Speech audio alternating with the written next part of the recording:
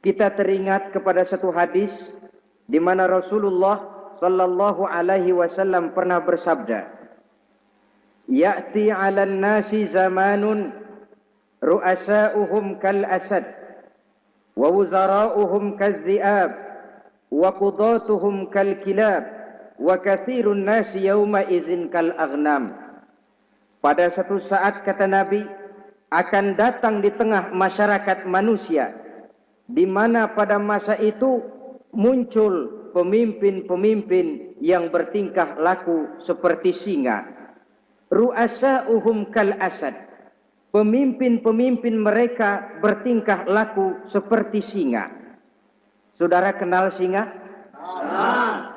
Saudara boleh periksa di mana ada hutan, singa selalu menjadi raja.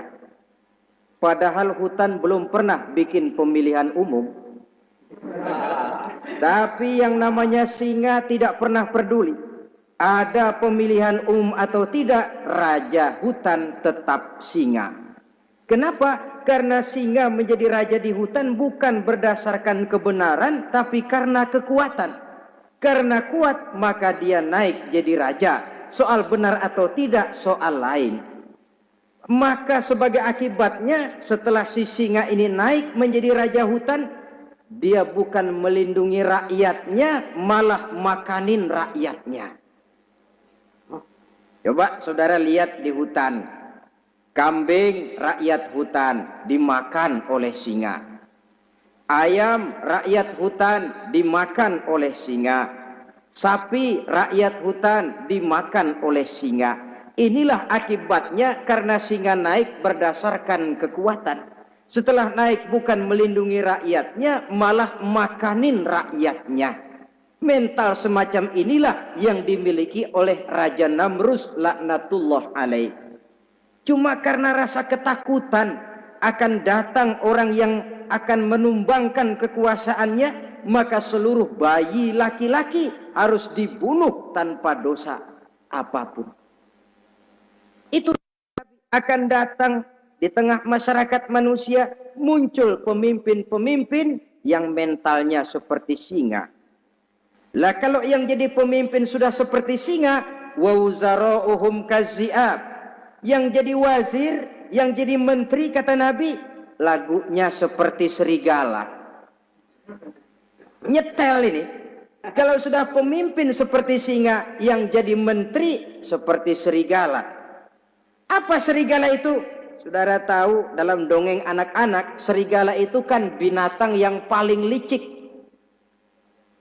Untuk terang-terangan dia tidak berani karena tidak punya kekuatan seperti sang singa. Maka dia pakai ilmu kelicikannya.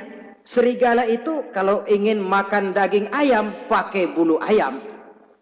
Kalau kepengen makan daging kambing, pakai bulu kambing. Pendeknya, serigala binatang yang menghalalkan segala macam cara asal tujuan tercapai. Itulah serigala, lambang dari sifat kelicikan. Lempar batu, sembunyi tangan. Pengen makan daging ayam, pakai bulu ayam, nyaruh jadi ayam. Pengen makan daging kambing, pakai bulu kambing, nyaruh jadi kambing. Ini akibat dari yang pertama tadi. Pemimpin seperti singa, lalu menteri pun seperti serigala. Efeknya kemudian yang segera menyusul apa? Wa qudatuhum kal kilab.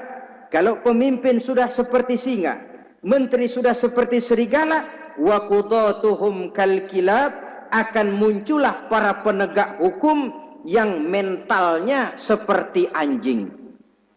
Inna lillahi wa inna ilaihi raji'un. Penegak hukum yang mentalnya seperti anjing itu. Anjing, saudara lihat, anjing akan setia kepada siapa saja yang memberinya daging. Kalau dia disuruh jaga rumah, dia tidak bisa membedakan mana yang maling, mana yang tamu. Biar yang datang tamu, kalau nggak bawa apa-apa, pasti digonggong. Biar yang datang maling, kalau bawa daging, anjing kalem.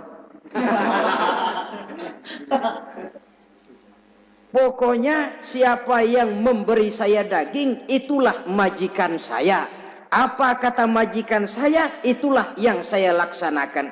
Maka hilang kebenaran hukum, hancur norma-norma keadilan. Oleh karena apa? Oleh karena anjing dapat daging.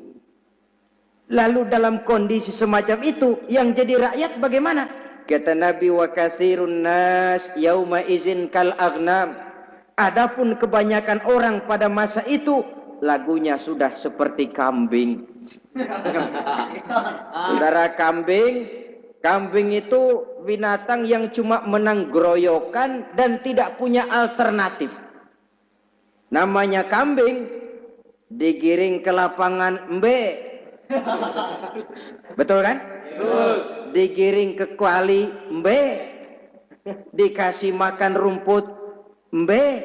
Sampai pun mau dipotong masih embe juga. Tidak punya pilihan lain si kambing ini, tidak punya alternatif lain. Kondisi semacam inilah yang terjadi di masa pemerintahan Raja